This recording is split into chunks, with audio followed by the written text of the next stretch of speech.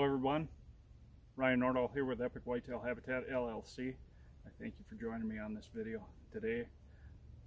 We're in here on our new project. It's our new 40 acres.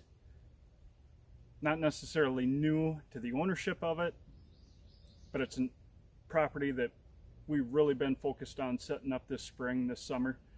And we're here in our little micro plot that we have set up to slow deer down.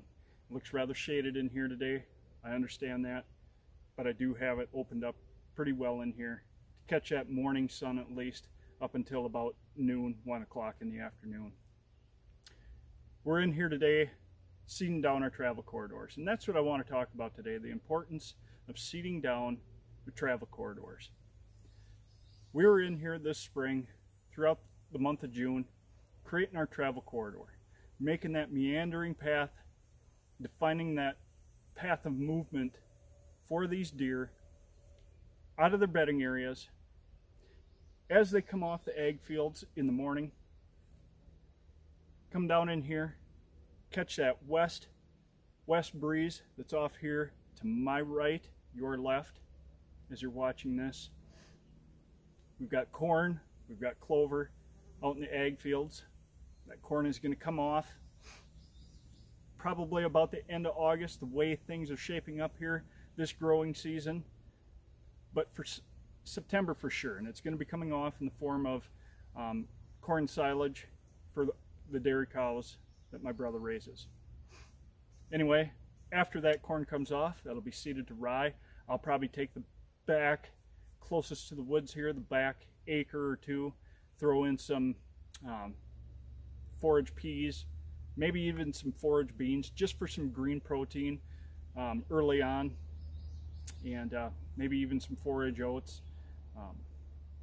I think the beans will help complement the rye and the oats, help fix some nitrogen to the soil. And but anyway, I want to talk about seeding down these travel corridors. Yes, it may slow deer down from getting here to this spot. This is our little kill plot in here. I don't think it's even 1/10 of an acre in here, but it's a significant amount of size to set the stage, to hold deer in here, slow them down, give us a shot opportunity. We've got a couple mock scrape opportunities, some licking branches that I just simply cut off of some oak trees and tacked to the maple trees in here, just using some simple fencing staples. It takes literally pennies to set these kind of things up, and they do work.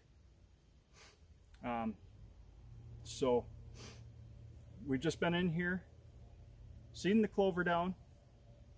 The idea is, again, we want to slow these deer down as they're on our property, as they're traveling on our property. Slow them down, give them little bites to eat, using the licking branches to slow their activity down as well, especially as we get those cruising bucks in the scrape stage of the rut, cruising scrape stage of the rut.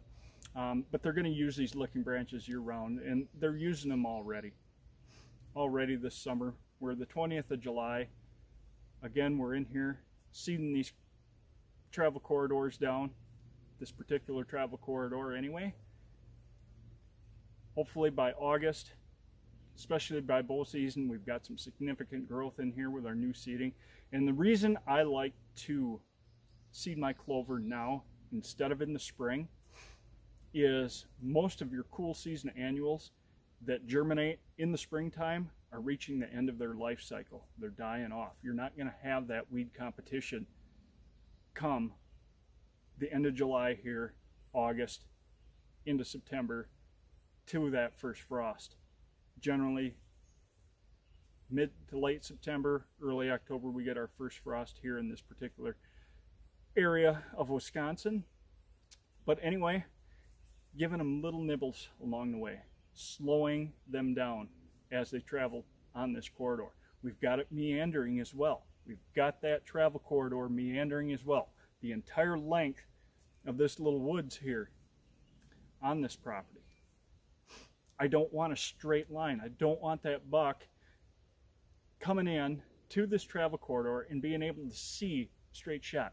He's got to move. He's got to meander back and forth. He can't just see right here, standing back here 20, 30 yards.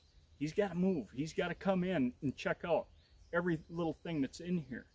If there's a doe in here, if I'm in this tree over here, rattling come the rut, grunting, whatever I'm doing, if I'm blind calling.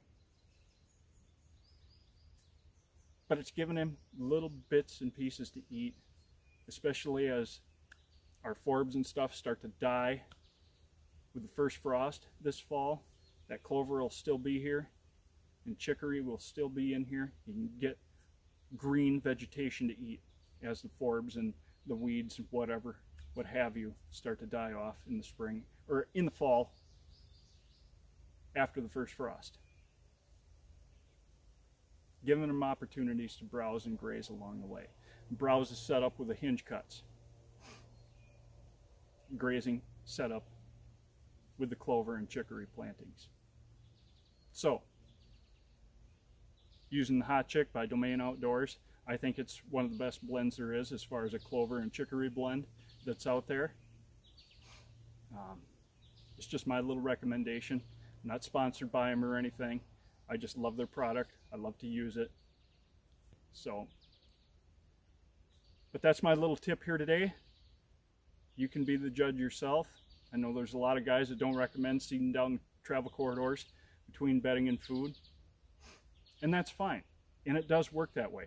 I just find that it works best on our properties to seed down the travel corridors, maybe even go into the bedding areas and rake out little patches within the bedding areas and spread some clover and chicory seed out in those areas as well.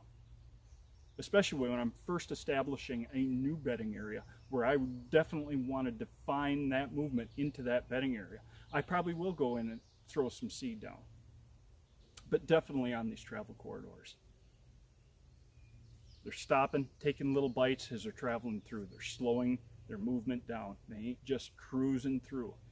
I want every little opportunity I can for that deer, especially that mature buck using the property, to slow down.